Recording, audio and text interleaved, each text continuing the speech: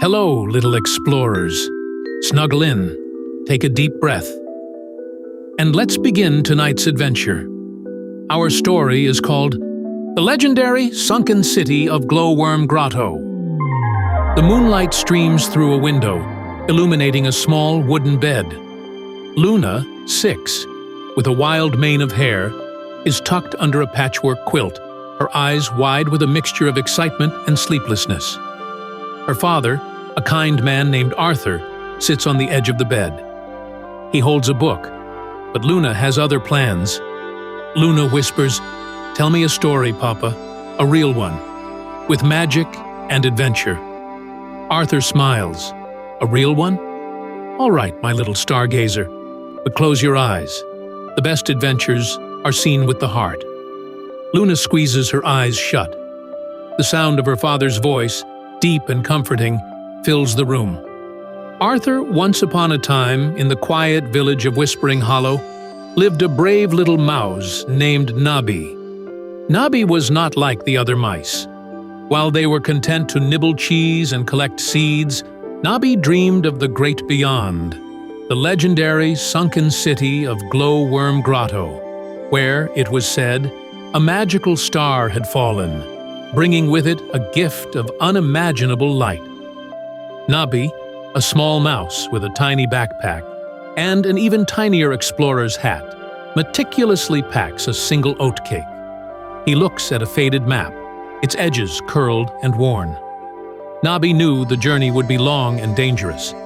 He'd heard tales of the crooked path, a maze of gnarled roots, and the whispering wind, which could steal a mouse's courage with a single gust. But he was determined. He believed that the star's light wasn't for him alone. He believed it could shine on everyone, especially the old and weary villagers who missed the warmth of the sun. Nabi scurries along a winding trail. The roots of ancient trees twist around him like sleeping serpents. Suddenly, a low, rumbling sound. The ground shakes. Nabi peeks around a root. He sees a grumpy old badger named Fred, his fur matted and his eyes narrowed in a permanent scowl. Fred is trying to dislodge a large rock, but it's stuck fast. Fred grumbles, "Blasted rock! You'd think a badger would have better luck than this." Nabi hesitates. His map says the best way to the grotto is to go around the rock, but something in his tiny heart tells him to help. He takes a deep breath and squeaks, "Excuse me, Mr. Badger?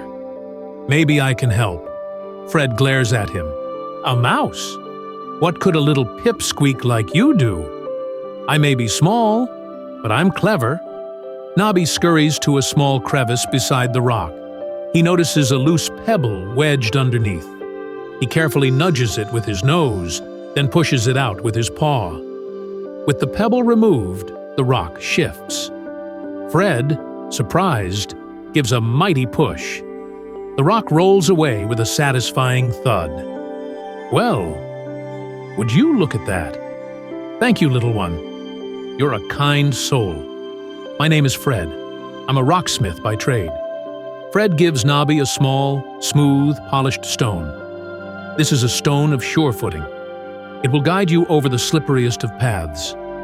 Now, where are you headed in such a hurry?" "To the sunken city of Glowworm Grotto." A low whistle from Fred. "That's a long way. But you've got grit. Go on, then." Nabi takes the stone and continues on his journey, his heart feeling a little lighter. Nabi arrives at a series of high, narrow cliffs. The wind howls, a mournful sound that seems to whisper his doubts. "Turn back, little mouse. You're not strong enough. You'll never find the light." The wind is so strong it almost pushes him back. He clutches the sure-footing stone, but it's not enough. He starts to feel his courage slipping away. Suddenly, he sees a flock of small, blue-feathered birds huddled together. One, a tiny fledgling named Pip, looks especially scared. The wind is too strong for them to fly. Nabi yells over the wind, "Are you all right?"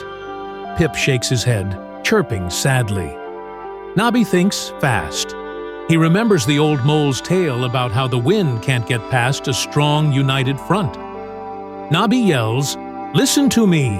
We must all huddle together, wing to wing, and let the wind pass over us. We can make a windbreak." The birds look at each other, then at Nabi. Hesitantly, they follow his lead, forming a tight, feathery ball.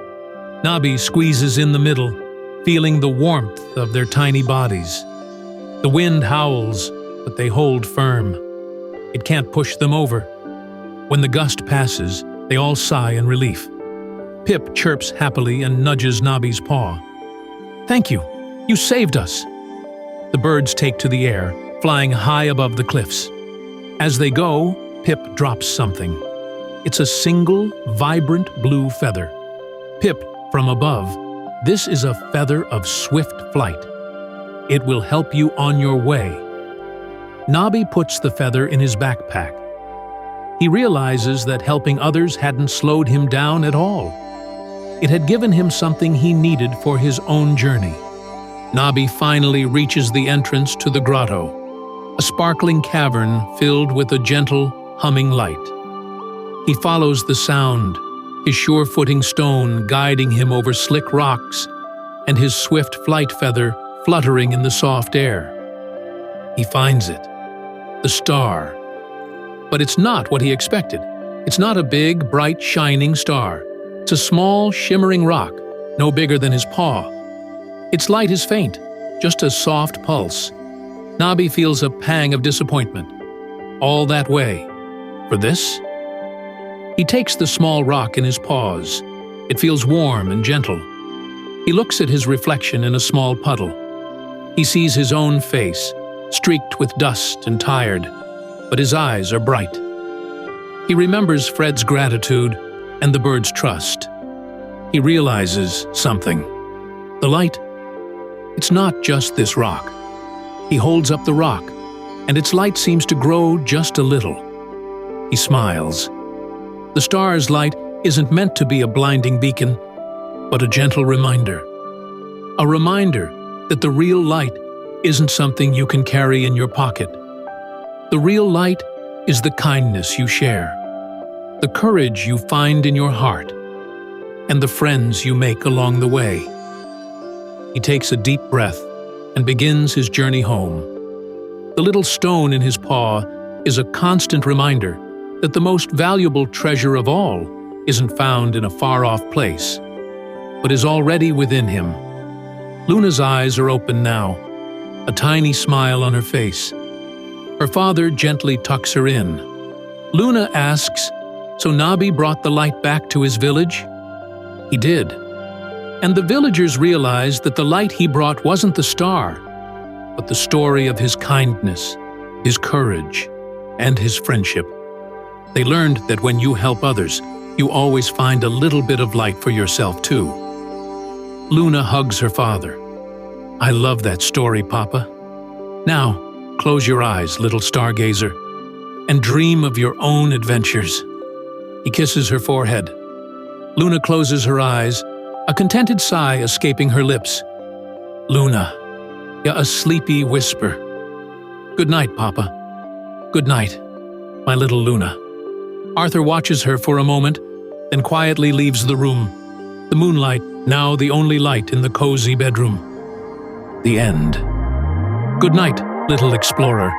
Sleep well. We'll go on another adventure soon. Until then.